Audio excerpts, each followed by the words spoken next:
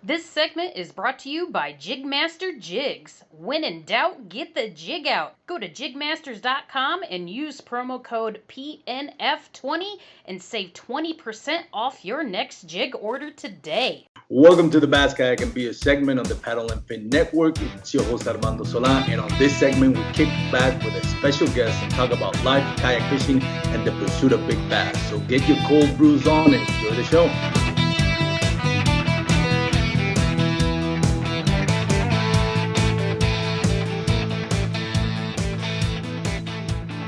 So welcome once again, guys, girls, to the Bass Kayak and Beer segment on the Paddle and Fin podcast. Super excited about today's episode. I got the Slayer from the natural state, the Razorback, Cody Milton. How you doing, man? Good. Thanks for having me on. Thank you for taking the time. I know you had an exciting weekend. You also have a live show later today with Dan Perry and Jimmy Skinner, the Reel Down. This episode is going to air on Wednesdays. Today is Monday. So as much as I want to talk to you about your amazing success over the weekend that you had, I'm going to leave it up to the guys and again in the Reel Down, Dan Perry and Jimmy Skinner. If you haven't listened to that episode, go ahead and listen to it. I'm sure it's going to be an amazing episode. Dan Perry and Jimmy Skinner always do a great job, and who better to have than Cody Milton? So Cody, congratulations on an amazing weekend. How did it feel to win that tournament? Man, it actually felt really good. I mean, I've had some good wins this year, but as the whole, it's definitely been my most, inconsistent year. So it was like I've had a rough couple weeks. So this was really good to be able to, win on Sunday. It felt really nice. So wait a minute. This is your inconsistent year? It's, generally I stay right. I've had a lot of bad tournaments. I think I went like 3 or 4 tournaments or so without a check, coming up to this event. So it was. I did well at the Hobie at Kentucky, but, I'd fished a couple tournaments in between then and, they weren't good. So, yeah, it felt good to kind of get back and, I don't know, feel like I was fishing good again. I feel like my soul is being crushed. The amount of success that you have this year, and you're telling me you're not happy with the consistency of it. That's pretty awesome, man. That speaks to you. You gotta try to, it has been good. I'm not complaining, but it's just you always want to be up there. You want to try to always do the best you can. So, but on you sometime. Sorry, I interrupted there. But you know what? It does speak to the hunger that you have, and I'm sure we'll dive into that a little bit about what's making you such a great angler. Because I mean, you won Lake Fork this year, and if I'm not mistaken, that was a decent sized limit. Now I know it was spawning season in Lake Fork, and by the way, I got to listen to that podcast. I think it was on the Reel Down as well. That was I learned so much from listening you talk about that Lake Fork win. I think you mentioned one. And maybe I'll pick your brain off air, but you mentioned something about it, and correct me if I'm wrong. You spotted a big bass, female bass on a nest, nesting, and you couldn't get in. She left, and you waited. I think you said you waited like 15 minutes for her to come back. Oh yeah. And that way, how big was that? I think something like 24 inches, something like that. I caught an 833 that day. 2 6s, and I think the rest were like 4.5s or 5s. Oh, and I caught all of them sight fishing in an area that was probably like 200 yards. I had one other group of spawners, but they weren't as big. Like it seemed like they were easier to catch, but they were mostly males. But yeah, I started power pole down on that 833, a 7, and a 6-pounder in a triangle. And I stayed there for probably an hour and a half. And I actually caught every one of them pretty quickly, within 2 hours probably. Yeah. Was did graph electronics play a part in it? Fish Finder was just straight up. Oh no, these were in MDJ when he fished for that 833 the day before. Talk came in there and fished for it. I mean, people knew it was there, but with the kayak, I got on the inside of it and flipped back over it because it was in 7 or 8 inches of water. They all were not even a foot, and they were dropping the lake even more, so it was getting lower. But those boats, because the MLF were there, they couldn't get to where the majority of those fish were at all. So it was I slid in the back of the bank and caught them casting more towards where the boats were and bringing it back. Yeah, it was pretty sweet. I will not forget that one for sure. That was very impressive, and Yeah. I love that podcast that you did. If anybody out there listening, go check out that podcast. I think it was the Real Down, right, with It was, Dan. yes, sir. Yeah, I Yep. don't know if Jimmy was already joined that show, but great episode, man. I learned a lot from it. I actually went to Lake Fork this Friday. It's my favorite lake here in Texas. And what I love about it, and you kind of touched on it. There's a lot of those pockets are just timber everywhere, and boats really don't want to mess with it. They just don't. Even on the kayak, I'm bumping and I'm praying that I don't break my my pedals on it, because it is very shallow, like everywhere, and boats don't want to mess with it. They just want to stay outside of the bank mouth of the creeks and all that. So you really get a chance, as many boats as there is, you really do get a chance some of those spots, just have it for yourself and find some huge bass, man. I love that lake. So what's been out of this year, what's been your favorite win? Would you say Lake Fork? Absolutely. Yeah. I mean, mainly just because, like, I love sight fishing. It's always been one of my favorite things. Like, I want to find a tournaments where I can rely on it or lean on it. And it just, everything's set up so well. Like, it was a sight fishing tournament. The water was a little up. Like, there's an enormous amount of shoreline cover on Fork, and it just made it where, like, everything was perfect. Like, you needed to be in a kayak and you needed to be sight fishing. And it was just, I don't know. I don't know if I'll ever see a tournament line up like quite like that one did. Like, I can't tell you how many 7-pounders I saw. I didn't make many casts that week. I probably marked, I don't know how many bass I marked. I mean, I just poled all week, like all across that lake. And there was so many bass up shallow. So, I mean, I just think that whole week is memorable as much as anything. I mean, as crazy as it is, like, this week, like I was saying, like, I had a really tough day on Saturday. I caught one bass and one yesterday. And it was You only caught one bass? I caught one bass on Saturday. I feel better about myself now. Yeah. I took my motor off. I took my grass off. I took every battery out of my boat, and I took 4 rods out there on Sunday. And I was just like, I want to just get back to fishing, and went somewhere I hadn't even gone. Like, I'd seen the launch, but I hadn't fished there. So it's like, I don't know, each win, like, means a lot in their own right. Like, Sunday, it meant a lot because, like, I was just so angry at myself how things went down on Saturday. Like, I just knew I needed to do something different, and it was like, I'll always remember that just because of how I felt the day before, and what was able to come from it the next day. I mean, it's like the 5 live things. Like, you can gain so much, and I don't know, they all mean so much in their own right. But out of the Fork one's definitely up there, though. Probably my favorite. So this Sunday, you basically took all the electronics out and just went on basic knowledge and instinct. Yep. And that got you the win, right? Yeah, I flipped. I had 2 flipping sticks and a buzzbait, and I flipped just every piece of what I found. That is awesome, man. Yeah, that is awesome. The fact that we're all always trying to keep up with the Joneses on this one, kind of like nitpicking. What is Russ Snyder doing? What is Cody Milton doing? What is Jody Quinn doing? And watching videos and all that. And at the end of the day, you just said, screw this. 2 rods?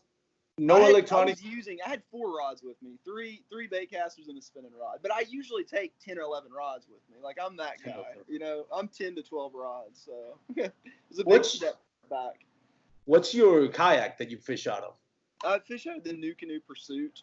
And you can fit 10, 11. How many? Recessed. Yeah, usually I put there's 2 recessed rod holders on each side of the Pursuit, and I put three rods in each tube. So I'll get 6 on the left side and 6 on the right side.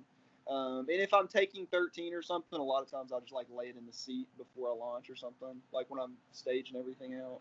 So yeah, I mean, you can pack those things down. Yeah, that's crazy, man. I take 7, and I feel like I'm taking too much. People look at me like, what? 7 rods? But that's awesome, man. Just to say that, screw this. I'm just going to go back to my childhood. I would imagine you said just go back to being a kid out fishing and forget about the tournament, and then finding the fish and winning it. That's an awesome story, man. It goes to show you, sometimes we take fishing, I guess, too seriously, or we overthink it so much. Hey, and I spent like $1,500 on electronics last week. It just took them all. Because I got a Mega 360 finally came in the mail a few weeks ago. So I was using that on Saturday, and I was just so tired of looking at all that stuff. And that's a great point. But on my previous podcast, not on my previous platform where I have it, and a lot of you listeners know this already. I used to have my own podcast, Bass Couch Beers, and I had an episode. Can't remember who it was, but we talked about that specific thing. So a lot of times we get so caught up in adding stuff to the kayak. And one thing that when you want to grow, and for those that are just getting their feet wet in kayak fishing, just get a kayak. And before you start adding stuff, get comfortable with a kayak. Go it out, try it a few times. Even the learning curve from bank fishing to kayak fishing was like, damn, this is like I thought I knew how to fish, and all of a sudden I'm in a kayak and I kind of like completely. It's a different ball game. And then I started adding electronics. And once I added electronic, it's like kind of like the same thing, obviously at a smaller scale than your success. But I went through that learning curve where I started being too dependent on the electronics and forgot about my instincts. And I get it. If you invest in electronics, there's a learning curve and you have to expect it. I'm getting used to now reading this. So my focus is not so much on catching the fish, but on learning how to use these electronics. And that's a good point. So do you think the fact that you got new electronics and new toys, that kind of threw you off your game? A little bit. I was just, I probably hadn't had enough time to get used to it. I mean, it's like, I know what I'm looking at, but it's hard. The biggest thing I think, and a lot of people are realizing with 360 is things are not exactly as they seem on there. Because essentially you're looking at what's in front of you. People don't know. It's just a radar system. So it's like it's pretty cool fishing around boats, or like, because I was a kayak around me on Friday or something pre-fishing, and I could always see where it was. So like, and I could visibly see him. So it was like getting used to seeing where those targets actually were. I don't know. I probably didn't spend enough time getting used to it, and it probably wasn't actually helping me that much. It was kind of part of the reason I took it out. But I will get used to it. Like, I think what a guy needs to do is like get in 3 to 4 foot of water and have someone with you and have them move around on the radar. So like you can see where they are compared to where they're showing up on your screen. So, and it's like, there's some things where I think when I get a little more efficient with that, I mean, I am going to continue to use it. I'm not ripping all this off for good. It'll come back. It's scary, the fact that electronics is actually going to make you a better angler. I hope. Like, we'll see. For all those tournament anglers out there, it's over. It's over. Cody just upgraded. That's awesome. So let me talk to you a little bit about, I call it a rivalry, but I know you guys are friends and all that and get along. But that kind of like you and Russ Snyder, over the last 3 years, I feel that you and him are being on the 1 and 2 kind of flip flopping. 1 week it's gonna be you, and the next week it's gonna be, you can make an argument for Russ Snyder. I'm a big soccer fan. I always compare it to like Leo Messi and Cristiano Ronaldo. I know a lot of my listeners don't listen, but if back in the 80s, Magic Johnson, Larry Bird, you pick a game, you say, yeah, Larry Bird's the best, or Leo Messi's the best. Then the next game, Cristiano Ronaldo or Magic Johnson puts on a great show. And then you start flip-flopping. For you and Russ, what's that relationship like? Knowing that you guys, it's pretty much you, and no disrespect to Jody Quinn, any of the other guys out there, and there's so many names I could go on and on. So I don't want to keep mentioning names. I don't want to leave it out. But the reality is you two right now are at the top of the game. So how does it feel for you and Russ Snyder? Do you go out in the tournament and you look and you see Russ Snyder's name? Is there like a little flip, switching, flipping the switch that says, oh, I got to beat this guy. He's here, so I got to be on my A game. Anything like that? It's starting to feel that way a little more. Man, he is so good, and he's so much better than people even realize yet. I promise you that. He changed just the limits he started bringing in. That's a big thing. We went to so many lakes that he's came back and won on these lakes, and the stringers are so much bigger. And to me, I felt like you had to start targeting better fish this year. I thought Matthew Scotch did that last year.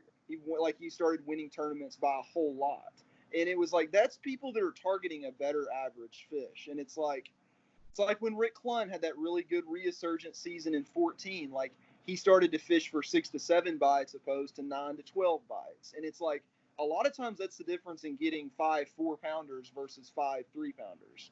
And it's I don't know. Yeah, I mean he was eye opening for me for what he did, and in my eyes, yeah, I mean the dude has an unbelievable amount of experience. I was when he won up at Lake Fork, they cut like a couple weeks before I won there.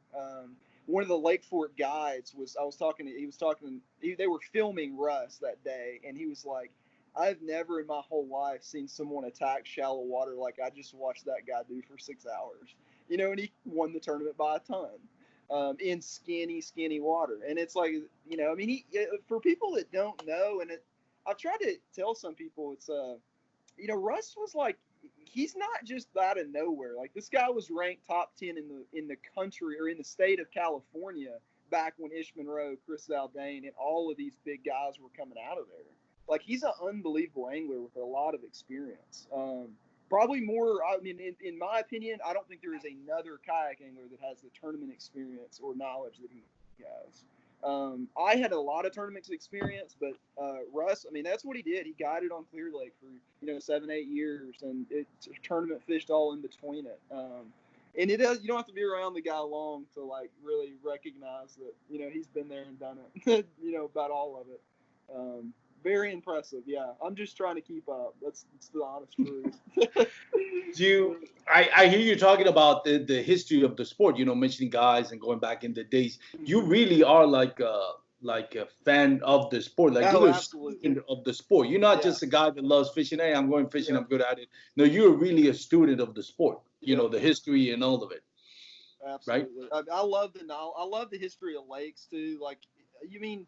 I want to know what happened there in the 80s, like what happened there in the 90s. I mean, because all that stuff you can gain from old, like past experiences on lake, but a lot of times lakes recycle. Like Kentucky Lake had an enormous amount of grass in the 80s, and I'm sure it will again. And it's like those areas that have grass historically remain the same. So it's like a lot of times you can find places off things from 20, 30 years ago or just areas. But yeah, I love watching the old Bassmaster stuff. Like, I can't remember what YouTuber it is. They're starting to release a lot of like the old Megabucks ones from the 90s and stuff. Yeah. So I love watching those because there's a ton of guys from Arkansas too. Like George Cochran and Rick Clunn, and it's I don't know. There's a lot of guys kind of from around me that you get to watch from back in the day. That's pretty awesome, man. Yeah. Just one thing is to enjoy the sport in itself, and the other thing is when you enjoy the tournament part of it, the competitive part of it, that takes it to another level. And nothing against people that just love kayak fishing, not interested in the tournament. There's always something for everyone. But listening to you talk about the history of it, it's kind of refreshing just to say, man, this is not just a guy that loves kayak fishing. He also loves the tournament scene. He's a student of it. He loves the history of it. He's, it's ingrained in your DNA kind of thing. Yeah. I love tournament fishing. Like, I like any of those tournaments because it's like, it doesn't really matter how the lake's fishing. Like, at the end of the day, it's 8 hours, of 5 bites. And, like, so many people get carried away trying to catch so many fish. And it's like, a lot of these tournaments are being won with catching 5 to 6, 7 bites right now. And it's hard to key in on that. But it's like, you learn. Ish Monroe's a good example. Like, there's so many guys that or Greg Hackney, they get comfortable catching 6 to 7 fish a day. And I'm telling you, when you do that, it's hard to fish without a limit. Like, I get bad at it. You start getting antsy and moving around trying to get fish when you really probably just need to put your head down and target a little better quality fish almost. But yeah. For us mere mortals, they're just happy to land a fish a day. What's the mental approach or just a general approach to what you're saying, targeting better quality fish? What's the difference? Try to explain it for those out there, and I'm one of them, that kind of like have a hard time grasping that concept. I mean, it varies from lake to lake, but like here at where we were in Monroe, it's a smallmouth lake. There's smallmouth, there's largemouth too, but it's really clear, it's super rocky, and there is a lot of good shallow water cover, and I mean, obviously, like there's some good deep water cover, but it's the watercolor was only dirty in certain areas of the lake, and it's like for a kayaker, like it kind of made you feel like your better quality fish was going to be up shallower in that dingier water where they were a little easier to target, but they were a lot harder to catch. Like y'all wasn't getting hardly any bites in there. I could go out to the main lake and was getting a lot more bites, like around some of the bridges and stuff. But yeah, I mean, it's just I don't know, like it varies lake to lake. That is one big thing. But a lot of times it's doing something that is a lot different than the rest of the lake in a lot of times. Does that involve just more location or bait selection? Both. And I feel like in clear water scenarios, it usually is a location thing. In lakes where the watercolor is pretty similar throughout, it probably tends to be more of a bait / reaction strike thing. That's my thing. Like I try to make fish bite. That's why I generally fish really quick if I'm not flipping. But that's kind of like the two things I want to try to do is either make a fish bite or fish, really tight cover. So on a lake that's clear water, mm-hmm. and it has some spots where it's stained, where do you target the quality fish? Will you just look for the stained water, or rather than the clear water? Yeah, or the mix. And one thing I used to do a lot is just to see the extremes. Like, here, go put out at the dam and then go put out way up a river somewhere. And if you don't like any of one of those, like, you're probably going to be somewhere in the middle, and that's like a good way to kind of always be around some fish, in my opinion, is because that middle part is generally houses the most fish. So it's like that mixed water can be good. Yeah. There's so much stuff that you can learn from not one lake to another. Seasons, the lakes, the mixture of it, whether it's a reservoir, natural lake. There is so much stuff that difference from one lake to another. Even in neighboring lakes, like you can have a lake, that's a quarter of half a mile or a mile from that other lake. It can be completely different. Just the nature of how do you target big fish or fish in general. So it's really exciting. That's what I love. One of the things I love about kayak fishing is you never stop learning. There's always stuff that you have to learn. Even if you just content with going to, let's say, Lake Fork and dominating that lake, that's great. You're going to catch 90, 100 inches almost not almost every time, but once you dial it in, it's a good chance you're going to make that. But when you consider, okay, well, I want to try another lake now. I want to go another state. Different type of lake, that's why I think it's great to put a limit of 100 inches, but I think to me it's more important to challenge yourself and go out get out of your comfort zone and see how well you can do and make that place that's not your comfort zone your comfort zone, and then kind of like divide and conquer. You conquer one place, move on to the next type of lake. And you conquer that until you become a really all-around fisherman. And I think, to you, do you think that's part of the key of your success, being able to feel comfortable in almost every type of scenario in lake? I really do. Yeah, it's in some a lot of that goes back to what I was saying is just growing up in Arkansas. Like the lake I lived on, we drop shot it in 40 to 50, 60 foot of water, over 100 foot of water, and then we had the Arkansas River 30 minutes away where you were flipping and frog and hyacinth and grass mats, and there's definitely scenarios I feel a lot more comfortable, but I feel like I've been in most scenarios where when I get on a lake, like I can find, and that's another thing too. It's like going back to like watercolor variations throughout a lake. You have to find where you're comfortable. That's not to say, like, maybe just because I feel comfortable in a little dirtier water, it's not to say some guys from California don't feel a lot better drop shotting or throwing a Cinco in really clear water. And it's like you have to find your water. And it's like Dean Rojas had one of like the best seasons ever, and he locked a frog in his hand for 9 straight tournaments and almost won AOY, like the year that frog came out, like the Spro frog. Like that's pretty crazy. Yeah. And you look at the schedule that they had that year, it wasn't frogging lakes. The dude was going frog and riprap, frog and undercut. It's like you have to find your bite. Chasing other people's generally doesn't work out for you. Yeah. But that's awesome, man. That's a great knowledge. How do you compare? I know this year was kind of like a wrench was thrown in all of us. And granted, right. There's a lot more important thing than catfishing. There are people that are struggling with work, either lost a family member to the virus and all that. So losing a couple of being able to or not being able to fish in a couple of tournaments in the grand scheme of things is not the worst thing that could happen to you. But having said that, how do you compare your success this year with everything that's going on compared to other years at this stage of, considering it's August? Oh, well, I mean, I would without a doubt say it's been the toughest. I mean, without a doubt, for me, it's been the toughest. I mean, it's not to say it hasn't been good and stuff, but yeah, it's like kind of with some of the coronavirus, with stores being shut down at times. Yeah, I mean, it's definitely getting a lot harder to stay out here and keep doing it. It seems like it's getting a little better. I don't know. I know winning last week, their yesterday helped a lot. So, but yeah, no, I would say this year's been the most difficult, just from traveling around, expenses. It has been a lot more difficult this year.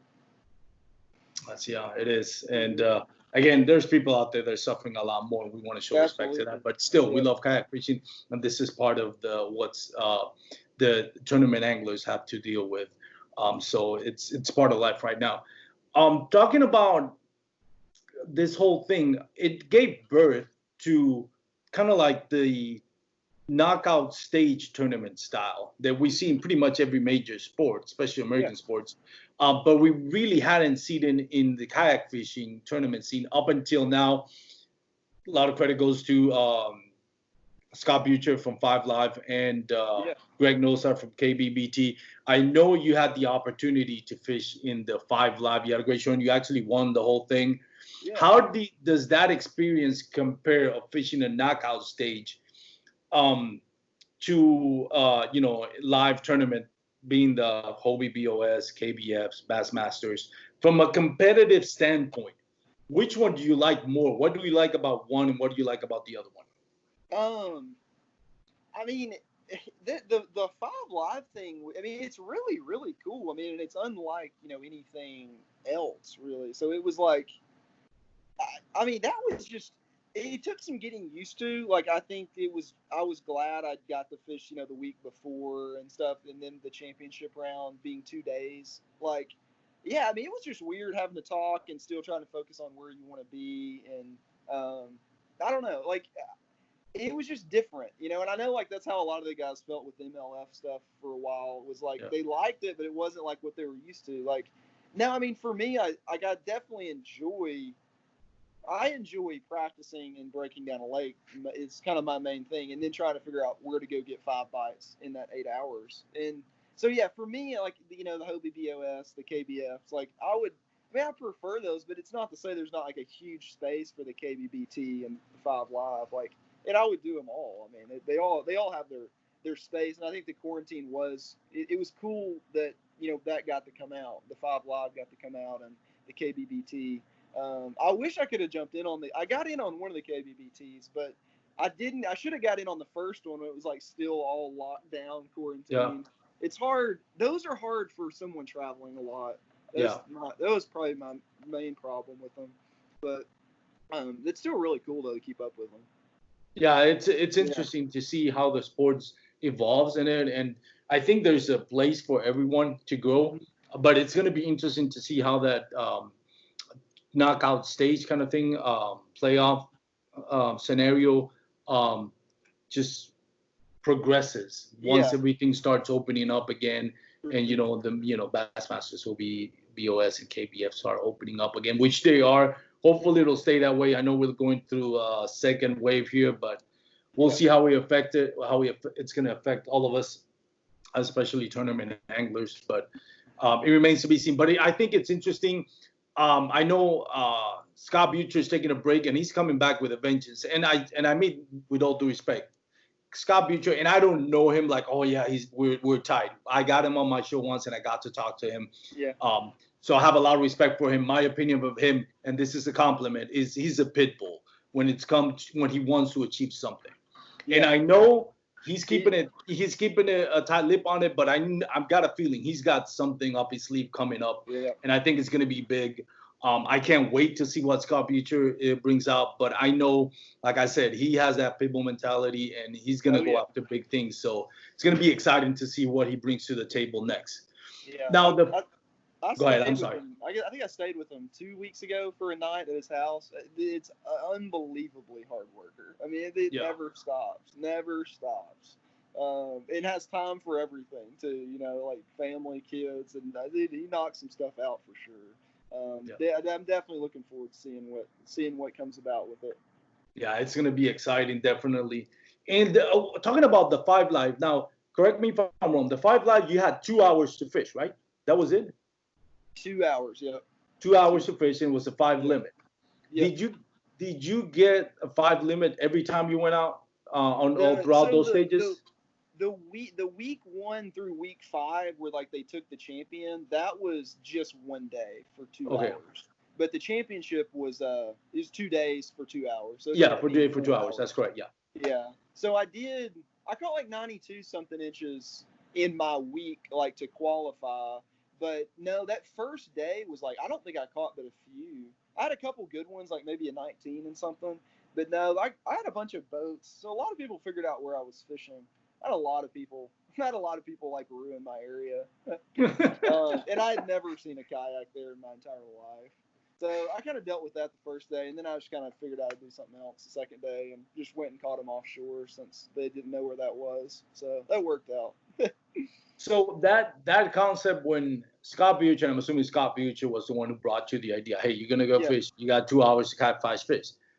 What went through your mind? Are you crazy? I mean, 2 hours, or for you, catching 5 fish in 2 hours is the norm?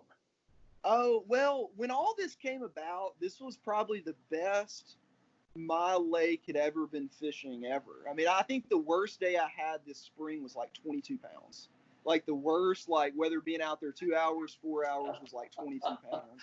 Like most days, like we caught 32, 33 pounds a few days out there before they moved up spawning. Like on some of those deeper shell beds, we were catching some giants out there. Like 3, 4, 7s in a day and stuff.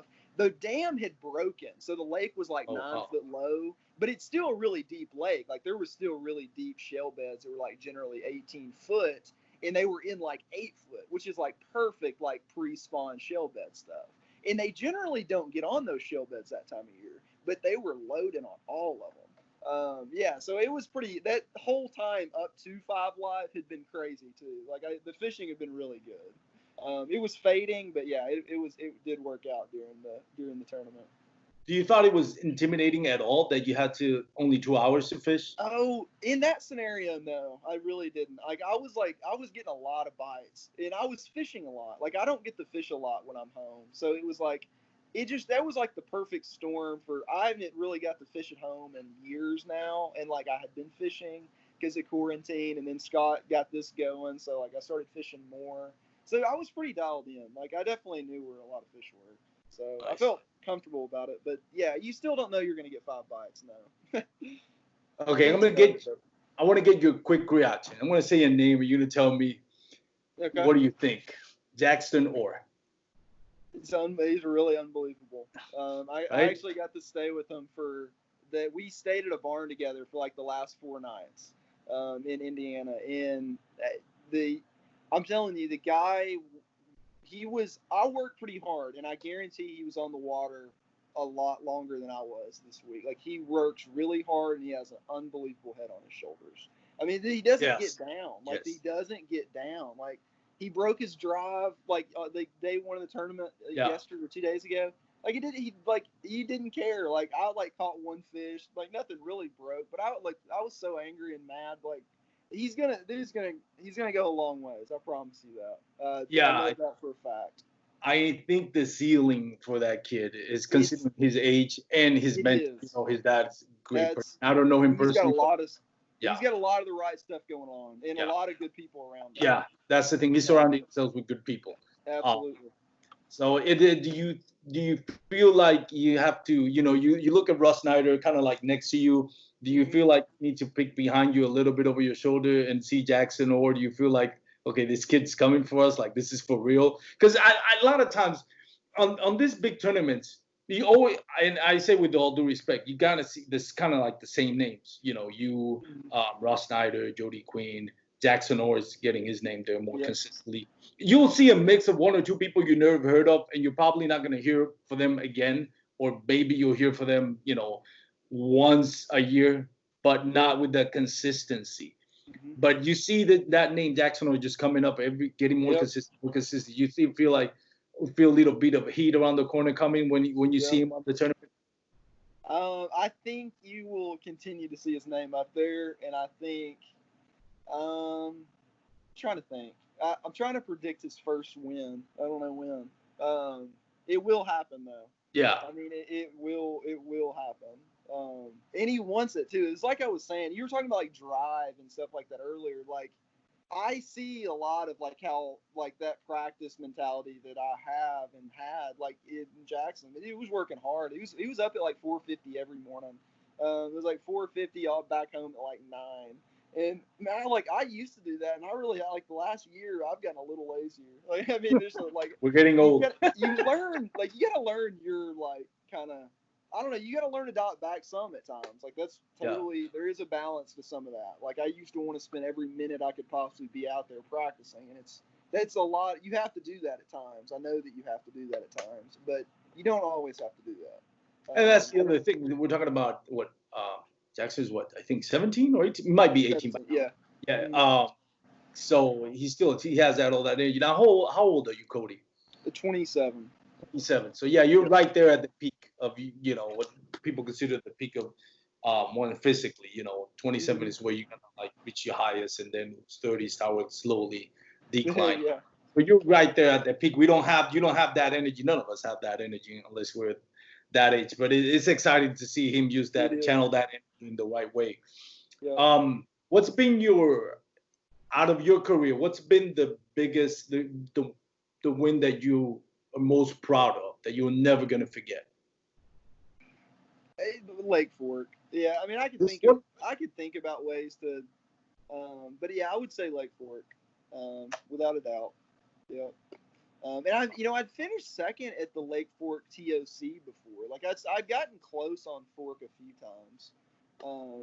And I've spent a lot of time there. Like my dad's roommate in college is from Emory or like some town north of there. So it's like, and I never got to go with him. Like I'd never fished with Buck, which was his roommate. But Dad just told stories about from the 80s, like 83 to the early 90s. And you look at the Texas Big Bass records, it is all from 83 to 87, all of them. And it was like, that's when Dad was there, like throwing Carolina rigs, talking about catching 25 pounds. It was like, he would just tell stories about that all the time. So it's like, and then we started going there to fish in McDonald's Big Bass tournaments, and then like the team tournament stuff started down there a lot. And I don't know, I'd spent so much time down there. Like it's always, I love being in fishing towns. Like whether when you pull into Guntersville, whether when you pull into Emory, like La Crosse is really cool. I love those towns that live and breathe, especially those smaller ones. Man, like Manny's a good one. Manny and Toledo. It's like there's nothing else there, And you got the history of like the 5 best guides ever, like the Hemp Hill gang living like right there in Hemp Hill. It's a cool, like I love those little towns, like where those guys live and breathe for a long time. It's cool. Yeah, I know Lake Fork's definitely one of them. Definitely, I go over there, and that's what I love. That small town mentality where everything is just bass fishing, everything related. It's just everywhere. You breathe. It's in the atmosphere kind of thing. Just around. It's like you're stepping back in time kind of thing. Pretty cool. So I love Lake Fork. To me, it's a 2-hour drive, and I don't mind. I get up at 4 a.m. I drive there. I don't care. I love it. It's a great lake and a great town, like you mentioned. I'm seeing it grown.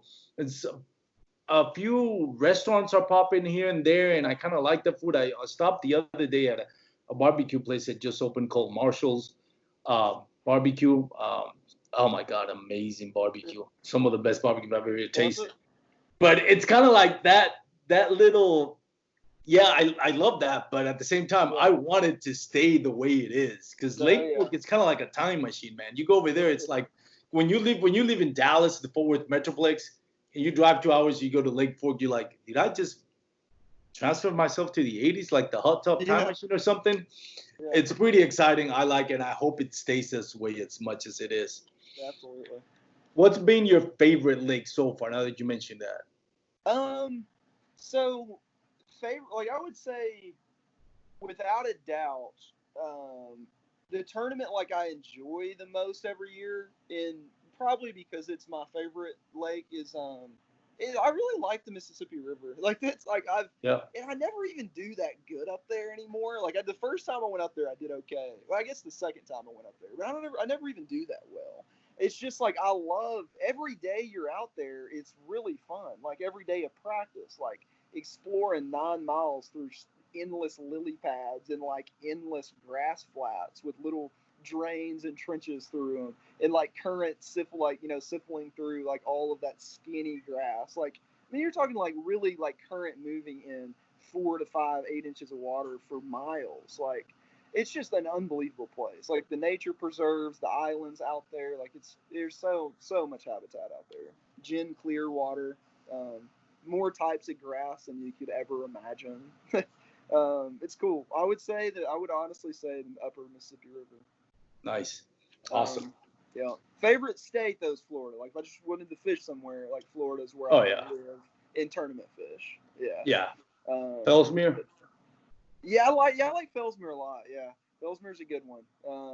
Honestly, like I like the other two that people don't like as much. Like I like Garcia. It's probably one of my favorite ones. But yeah, they're all good. Like I lived in Orlando for a few years, so there's a lot of little ones up around there too. They're pretty good.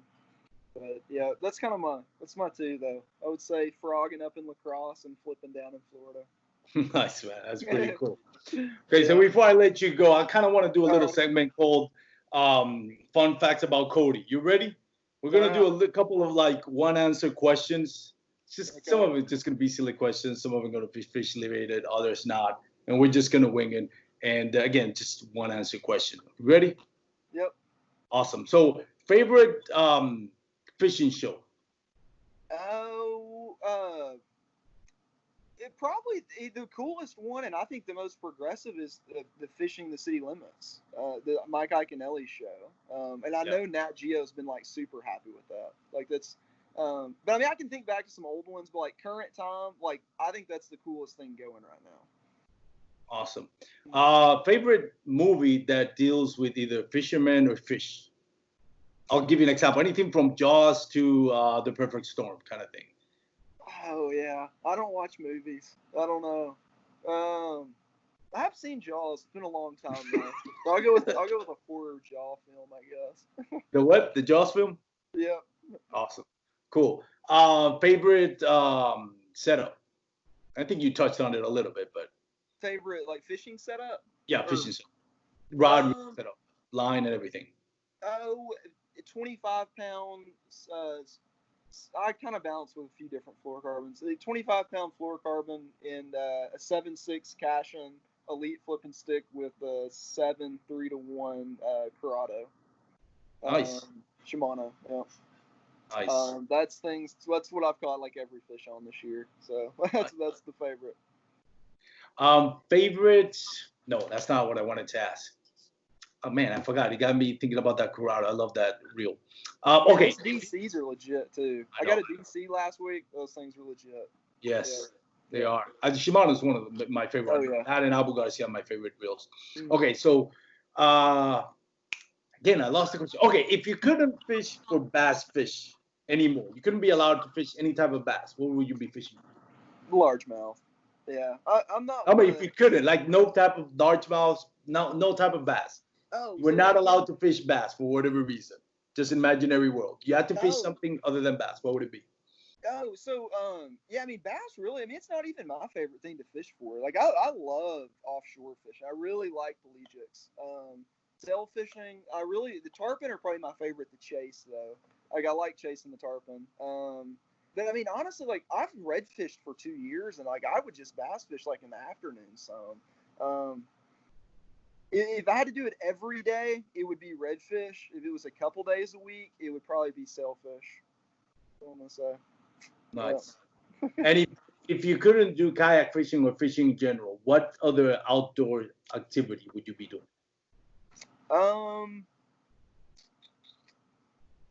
Before my hand injury, I would have said rock climbing probably.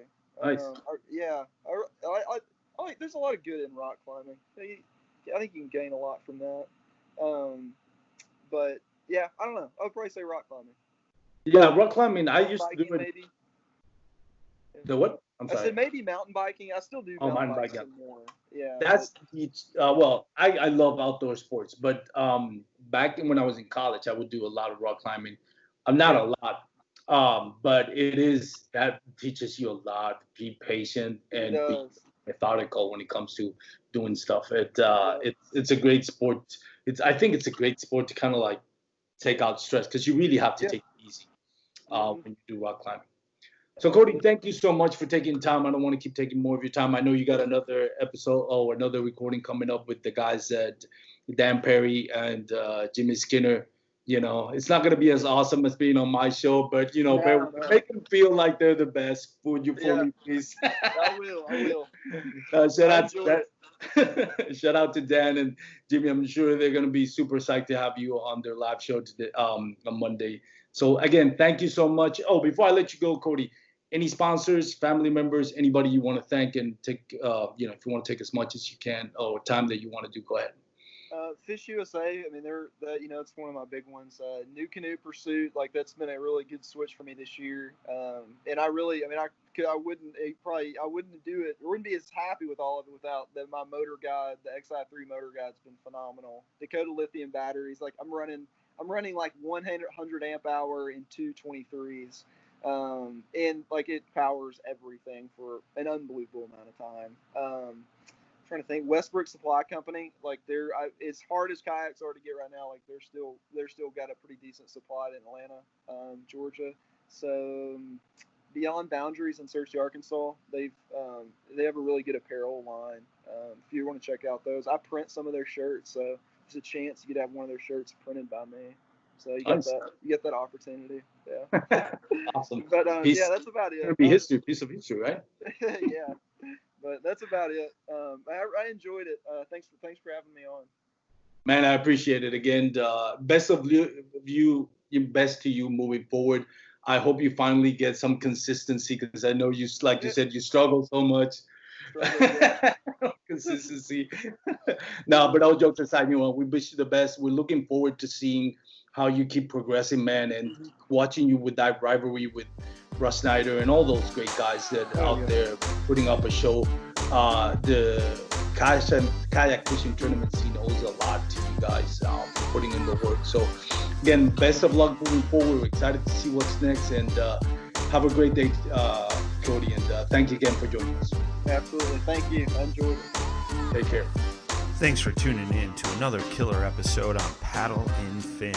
Don't forget to go check out our website at paddle_and_fin.com. Don't forget to check out the YouTube channel at Paddle and Fin. If you got a question, comment, want to hear from a future guest on a future episode, feel free to email us at paddle_and_fin@gmail.com. Don't forget to follow us on social media at Paddle and Fin on Facebook and Instagram. Shout out to our show supporters, Angler. The Angler button and app just makes for a better time on the water and creates a virtual logbook for every fishing outing out on the water. Shout out to Rocktown Adventures, located in northern Illinois, for all your kayaking, camping, and hiking needs. TRC Covers, protect your investment. Ketch Products, shout out to Ketch Products. Go to ketchproducts.com and put the Paddle and Fin logo directly on your catch board. Shout out to JigMasters Jigs. When in doubt, get the jig out. Go to JigMasters.com, use promo code PNF20 and save 20% on all your jig